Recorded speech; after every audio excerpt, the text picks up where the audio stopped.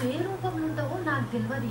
శిల్వ మీదుంటే నీ రూపాన్నే మొక్కుతున్నా, మసీదులుంటే నీకు ప్రార్థన చేస్తున్నా, గుళ్ళుంటే నీకు పొర్లు దండం పెట్టి మొక్కుతున్నా.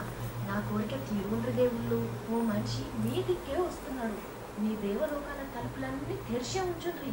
వచ్చే మనిషి మామూలు మనిషి కాదు, 100 కోట్ల మంది మనసును గెలిచిన రాకి. తండ్రి మీ ఓలకు చెప్పి ఆయనకు హారతి పట్టియండ్రి.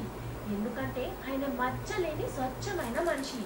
దారి పొడుగున పూలు చల్లుకుంటా మీ లోకానికి తోలుకోండ్రి.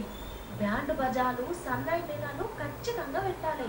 ఆ డప్పు సప్పులల్లా కలాం సార్ మా యూత్ పిల్లలంతా గుండె సప్పులు తినాలి. ఓ దేవుళ్ళారా, మీ లోకంలో సోమరిపోతులు ఉన్నారని మా సార్తోని పాఠం చెప్పించుకునేందుకే తీసుకుపోయిండు కదా. అయినా మేమేమనుకోం, మా వీరునికి అదేం పెద్ద లెక్క కాదు.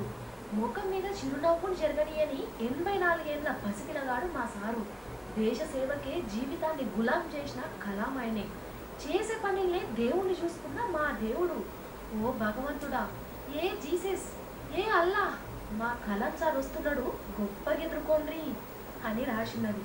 ఎట్లున్నది లెటర్? మనసును గరిగేలే.